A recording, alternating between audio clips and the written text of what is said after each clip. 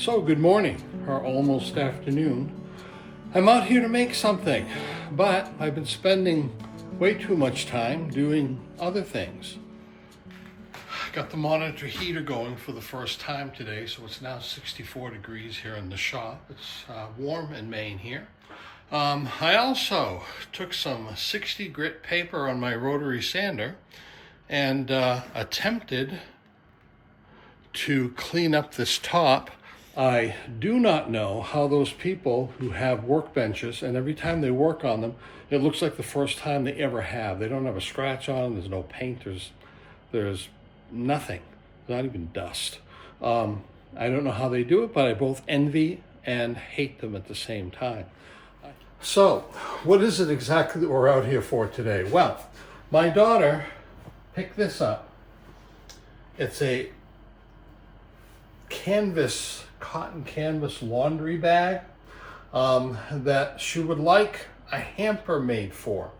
Now, this is going to be a little bit of a challenge because it isn't exactly my idea of how I do it, but you know, this 100% organic cotton bag is what she wanted.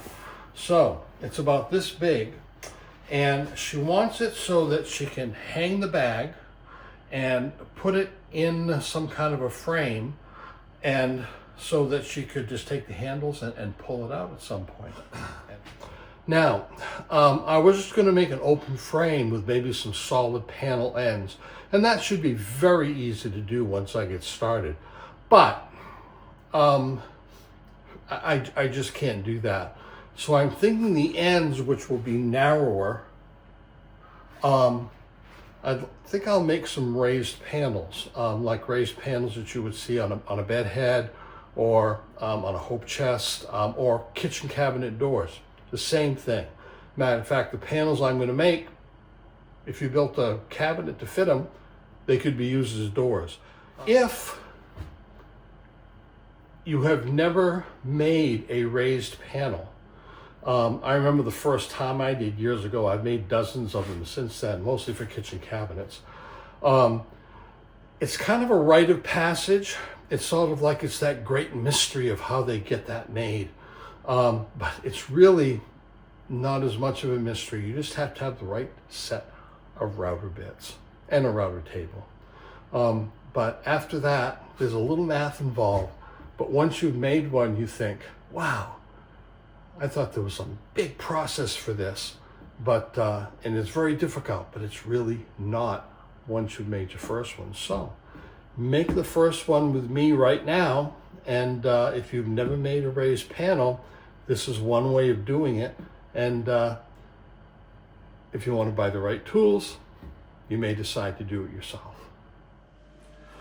So after this ridiculously tedious process of making a small frame that would be optimal for this bag to go over and wrap around the top, let me show you what it looks like. This is the first one I made. Just some 1.5 inch by 1/4 inch scrap plywood, and I used my little 23 gauge pin nailer to kind of hook it together, and it bent the nails over on the other side. This one was way too big, it wouldn't fit.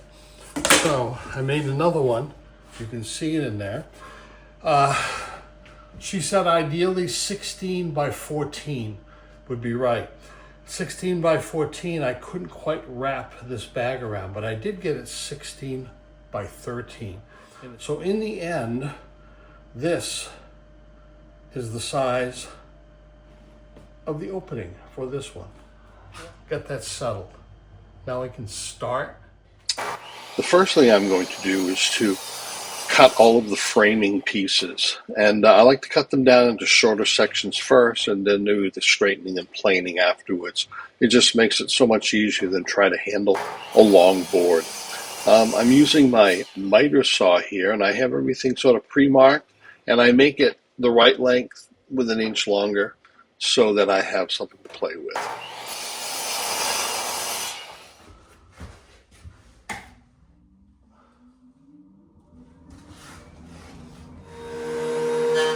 This is my DeWalt 734 planer. I've had it for about 10, 12 years now. It's been trouble-free. It does a really good job on the wood. And miraculously, I'm on my second set of blades. Each blade is double-sided, so I've used the first two sides on the first set of blades, and I'm on the third side, which means the first side of the second set of blades. Boy, that sounded confusing. Anyway, they're about ready to be changed over. I'll need to flip them sometime soon.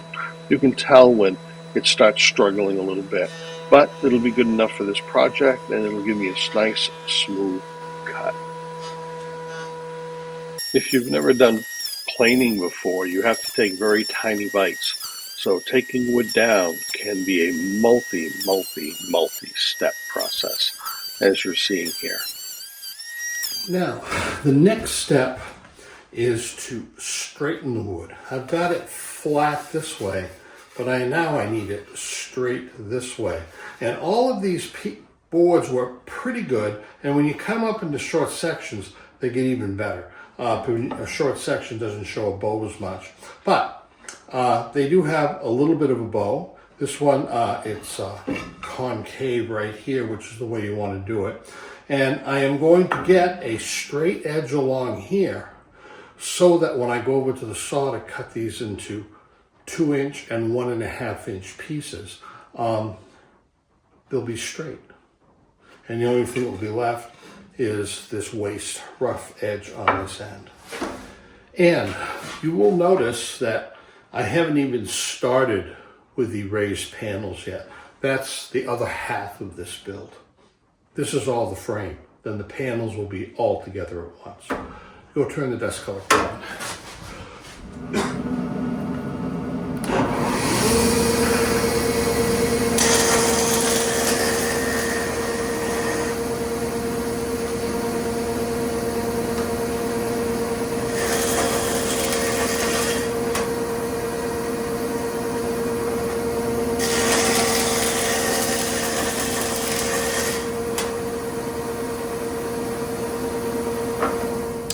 Now, if you see me flip a board around when I'm planing it, because I'm feeling that it's going through the wrong way.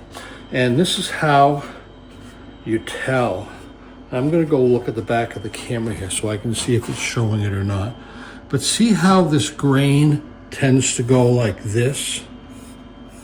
If you put the wood in against the grain this way, so the plane is going like this against this grain, you can actually feel it bite or sort of chip.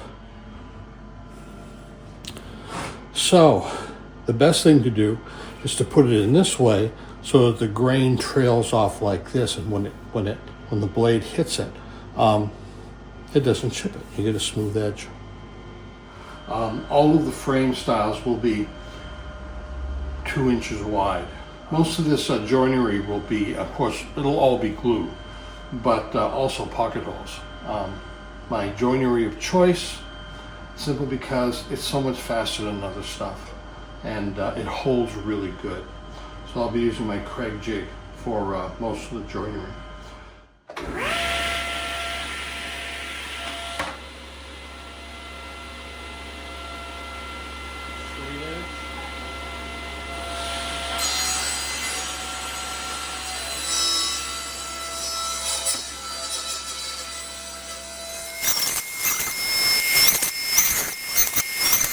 So here's what we've got. We've got the frame for the cloth bag one, and we have the top wraparound for the cloth bag ones. I remember I have two units I'm making. And then the next thing I've got to do is I've got to make some rails and stiles and panels for the raised panel ends. I keep wanting to call them raised panel doors, but they're just ends to a hamper. And there'll be a bunch of sticks like this, so I don't need to take you through all that cutting and planing and jointing process again. You've seen it. But what I think I'll do is I will jump you ahead in time, back to the future, and let you take a look at what I'm trying to get at. It'll be the easiest way to explain it. It's just, of course, the rails and stiles, which is what this is called. The top part right here is called a rail, like a railing, and then the stiles are along the side. This will be where the raised panel will be. And you could just, like, hook these together as they are, and that would be fine, but there is another way of doing it, and it is with these things. And forget this one back here, I'll show it to you later. These are raised panel bits, and you have two of them here that make an inside, actually this is the inside and this is the outside joint, and these two fit together. Now, on this one, we'll go all the way down in here, and on this one, we'll do the ends so that this will fit into this right here. And then the slot that's left going down in here will hold the panel. And that is cut with this bit. And you can see, well, the one I have in here now is just an angle like this, okay? The one that came in the box actually was an OG one, and that happens to be this one right here. And it cuts a large angle on all around the panel, and the edge of it is small enough to fit into this slot. Now, this is an angled one. This is an OG one. It has a curved sort of surface and flattens out here. And here's a round one that makes a scallop on the edge of the door instead. Now, when calculating this, you have to look at a couple things. First of all, I happen to have these two pieces as 2 inches each. So is this one. But this one is a certain length, so that I want my door to be, let's say it's a foot. It isn't here, but let's say it's a foot to round things off a little bit. From here to here. Well, what I have to do is cut this one 4 inches shorter than a foot. So it would be 8 inches in order. So when I put all of these two together, 2 inches, 8 inches, 2 inches, I would have 12 inches. But there's one more step. When you cut these mortises so that this fits together inside the other one, you lose 1/8 of an inch here and 1/8 of an inch here. So in the end, you have to make this 1/4 inch longer. So if this is 8 inches, I have to make it 1/4 inch longer, because part of it's going to slip inside the wood and take up 1/8 of an inch here, 1/8 of an inch here, 1/4 of an inch altogether. So this is the stile router bit that's in here, and it's going to cut the long pieces along the side, and I have it adjusted, I think, just right.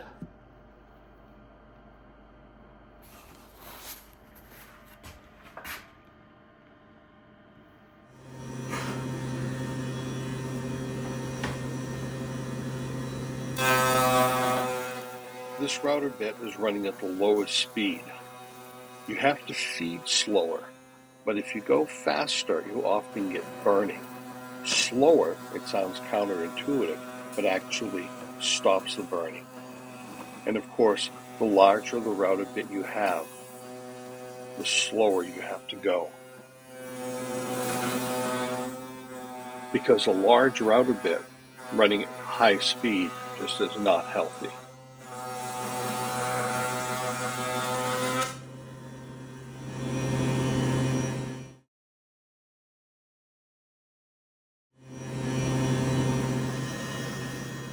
I've changed router bits, and now this one is for the rail, the other part of the mortise, the tenon actually, that it'll fit into the other piece.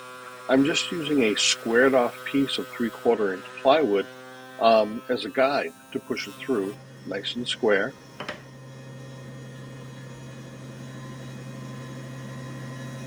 Now, I've cut off the routed edge of this. And these two, after it's cleaned up a little bit with some sandpaper, fits right into here like this. Now I'll have to go back and make the inside cut on the rail, just like I did on the stile before. I like to cut the ends off first to avoid chipping. Now I've got to go back and do it.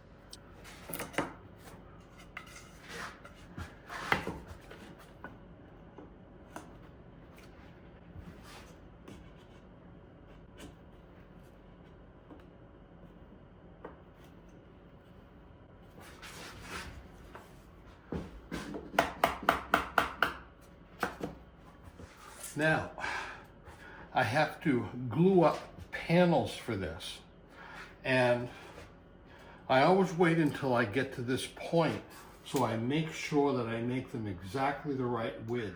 And again, a lot of cutting and planing, so I will get those made and I will be back in a moment. It is time to put this monster bit in to cut the raised panel of the door. So I'm going to take this one out and put this one in, and I'm going to raise it up slightly. When you put a bit in, you have to try to keep 1/8 of an inch off the bottom. It gives the collet a better chance to tighten. The way I've got this set up is that I've brought the fence forward quite a bit, so I'm just taking off a small amount at a time. Another way of doing it is to lower it down and then bring it up slowly. But this way, when I do all of my panels, they end up being the same. Otherwise, I might not have brought this up quite the right amount for each one. You can do it either way, as long as you take a small bite. Big bit, make sure it's tight, lowest speed. Otherwise, the centrifugal force will send the carbide flying. Glasses, or safety glasses for sure. It's not very loud though. So, let's get started with this. One thing you always do is the end grain first, because if you do with the grain and then try to do the end grain, it could tear out. If it tears out here and chips, well, you're going to go ahead and just cut that off this way afterwards anyway. So I have a fairly wide board, so I don't need a square. I can just push it through as it is and hope for the best.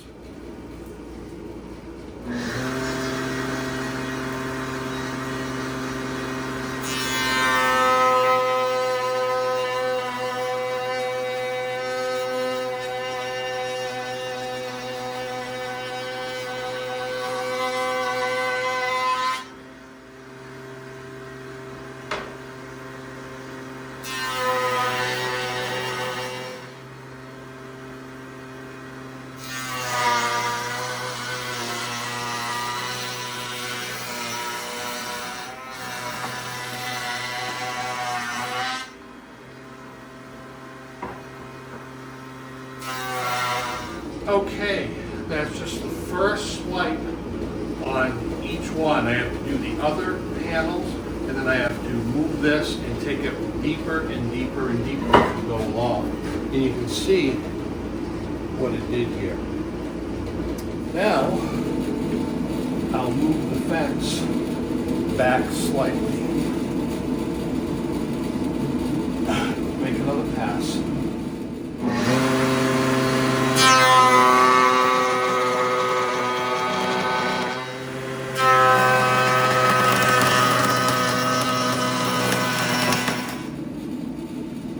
Bevel has gotten deeper. Very last pass that goes right to the bearing to be like less than a 1/16 of an inch, or about a 32nd of an inch. And that gives us our last smooth pass. There is some chipping that will go on along the way, and hopefully that isn't too extensive. But take a look and see what we've got here. We've got a raised panel that has an edge that can slip into the rails and stiles of the door.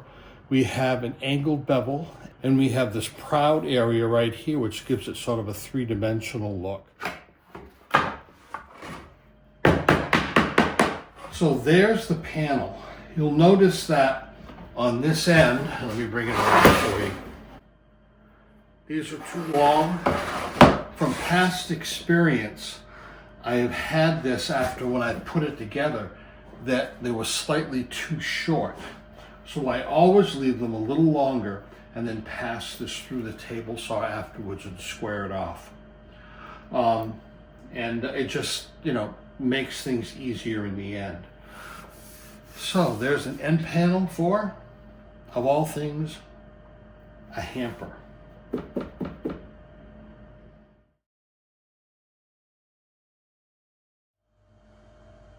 Little glue, but just on the ends of the rails.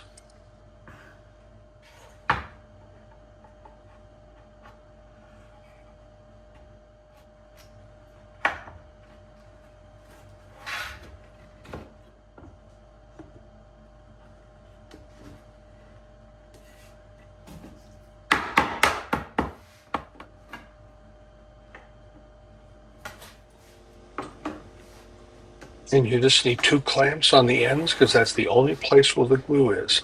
The panel in the center is free floating. Now, just got to do the others and hope they fit just as good.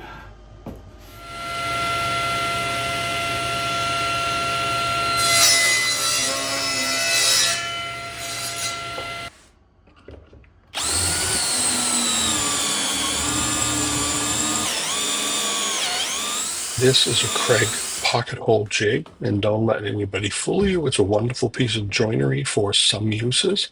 It lets a screw go in at an angle and lock a joint in, and it's actually pretty tough.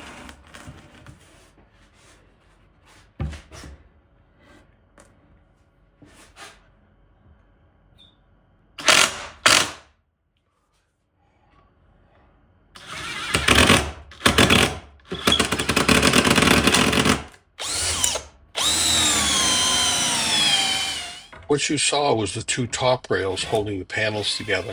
There's just one bottom one, which will be enough, I think.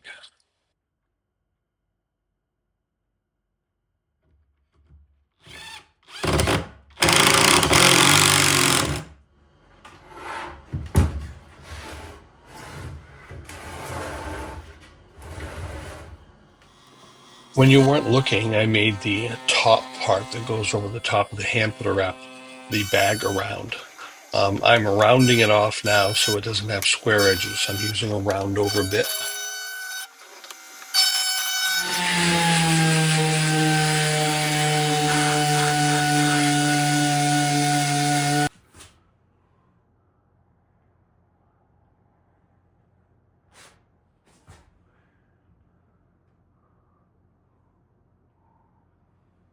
If you've never used a 23 gauge nailer, the nails look like needles. And when they're in, they're a tiny black dot. And that's it. So that you rarely see much of them at all.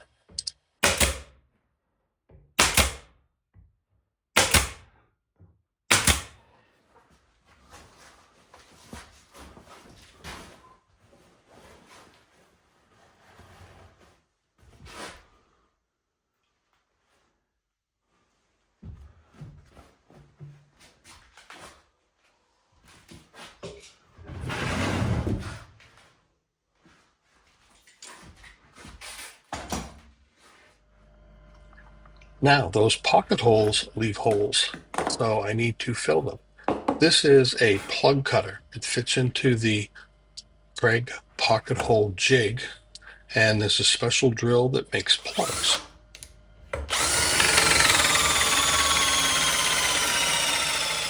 Your drills will plug at an angle that's still connected. Then you cut the end off the board just about a 1/4 inch, and the plug just falls off, ready to use.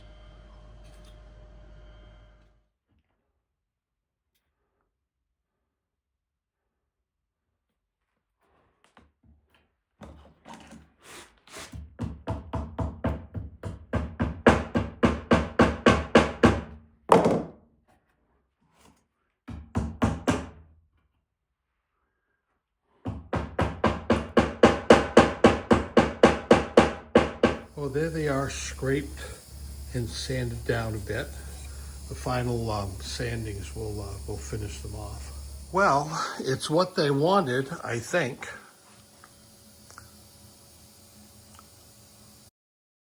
I'm sending this to them unfinished because they indicated they want to use some sort of stain to match their other furniture.